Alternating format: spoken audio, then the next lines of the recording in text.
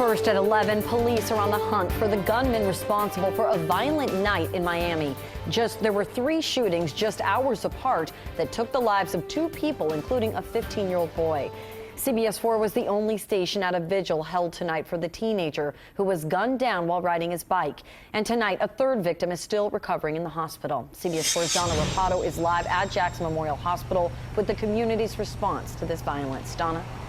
Yeah, Natalia, local leaders, law enforcement, and the community are fed up with all this gun violence. 2 of the people shot last night were rushed here to the hospital, but they did not make it. One of them, the 15-year-old. A 3rd victim is still here in critical condition, police describing him as clinging to life. They shot him and they just left his body lifeless out here. Loved ones of Alder Hill sobbed, hugged, and prayed at a vigil Sunday night in the very spot where 15-year-old Hill was shot and killed the night before. Hill was riding his bike home when police say 2 gunmen shot at him just yards from Northwestern Senior High on Northwest 69th Street and 9th Avenue. Too emotional to talk to us, Hill's mother stood next to her niece instead. He was a good boy. He don't mess with nobody. Like, quiet. Very quiet. You don't talk to nobody at all. It was a violent Saturday night in Northwest Miami with 3 separate shootings within hours of each other. The first at Northwest 19th Street and 2nd Court in the Overtown area. A man there was shot several times and in critical condition now here at the hospital. The second shooting about an hour later, and that was Hill's in the Liberty City area. And while we were at that scene, we heard the pop, pop, pop of several gunshots 5 blocks away, followed by sirens. It was this scene here on Northwest 65th Street and 7th Avenue where 21-year-old Jaquan Leonard was shot and killed.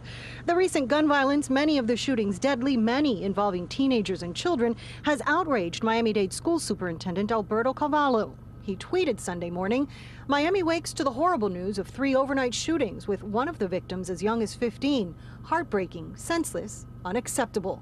And he later told us local leaders, law enforcement, and people in the community must put a stop to this. Look, our schools are safe. It's the streets that aren't. After the last bell, the safety net vanishes before our kids.